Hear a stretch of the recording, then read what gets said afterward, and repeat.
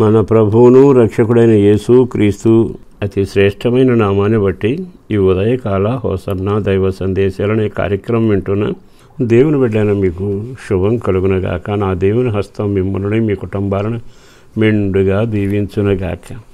ఈ శుభవేళ మీకు విషయాన్ని జ్ఞాపకం చేస్తాను, చెప్పుకుంటాం. కొన్నిసార్లు వింటారు, కాదంటారు. కొన్నిసార్లు అంగీకరిస్తారు, ఆలస్యం చేస్తారు. కొన్నిసార్లు సర్లే అంటారు, చూద్దాంలే అంటారు, మర్చిపోతారు. కానీ ఒక్క విషయం మీకు జ్ఞాపకం చేయను. నా వ్యక్తిగత జీవితంలో యేసు ప్రభుని ఎరిగి యేసు ప్రభు మాటల ప్రకారం నడవడం మొదలుపెట్టి ఆయనతో నడవటం ఆరంభించాక జీవితంలో ఎన్నో సమస్యలు వచ్చాయి, వస్తూనే ఉన్నాయి, గుంటల్లాగా ఉన్నాయి. కొన్నిసార్లు జారిపడే అనుభవాలు ఉన్నాయి, ఓడిపోవటం ఉంటుంది, తుఫాను చేత కొట్టబడడం ఉంటుంది, మరణాలు, వెలుగు, చీకటి అన్నీ ఎదురు చూస్తూనే వచ్చాయి. అయితే చిత్రం ఏమిటో తెలుసా? మన విజ్ఞాపన ధ్వని ఆయనకి చేయగలిగితే ఆయన మాట తప్పకుండా కార్యం చేయగలిగినవాడు.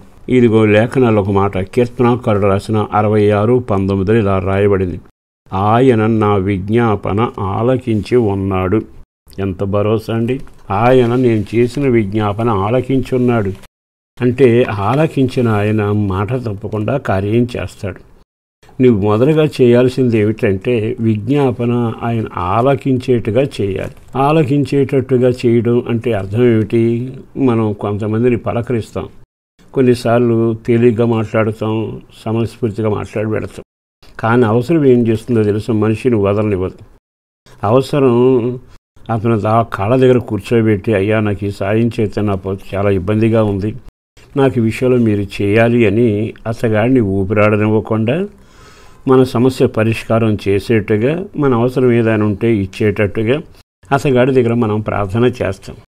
అంటే నువ్వు చేసే విజ్ఞాపన ఎలా ఉండాలి అంటే ఆయన ఆలకించి నిన్ను చూడగానే తప్పక నీకు సహాయం చేస్తాను అనే మాట ఇవ్వగలగాలి.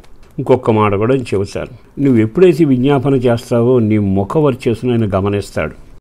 నీ ముఖ వర్చస్సులో వేదన, కలవరం, ఆందోళన అవన్నీ చూడగానే ఆయన చెలించిపోతాడు. ఎప్పుడైతే ఆ దేవుని సందులో మనం తగ్గించుకొని, బైబిల్లో రాజుల గ్రంథం, దినవృత్తాంతాల గ్రంథంలో చక్కటి విషయాలు ఉన్నాయి. అక్కడ ఏముందో తెలుసా? తమ్మును తాము తగ్గించుకొని దేవుని దగ్గర విచారణ చేస్తే, ఆయన పాదాలను పట్టుకుని ప్రార్థన చేస్తే, ఆయనను బ్రతిమలాడిన ఎడల అనే మాట చాలా స్పష్టంగా కనబడతాయి. ఎన్నోసార్లు ఈ వాక్యాన్ని వింటున్నాం, కానీ మన జీవితంలో కార్యాలు అనుభవించలేకపోతున్నాం. అందుకే యేసుదేవుడు కూడా చెప్పిన మాట ఏమిటంటే, మీ తండ్రిని మీరు వేడుకుంటే మీ పిల్లలకు మంచి ఈవులు ఎరిగిన మీరు ఆ తండ్రిని అడిగినప్పుడు మీకు కూడా మంచి ఈవులు ఆయన ఇస్తాడుగా. అంటే ఆయన పరిశుద్ధాత్మ కూడా దయచేస్తాడుగా. అన్నిటికంటే విలువైంది పరిశుద్ధాత్మ. పరిశుద్ధాత్మని నీకు ఇవ్వగలిగినప్పుడు చిన్న చిన్న విషయాలు ఇవ్వలేడా?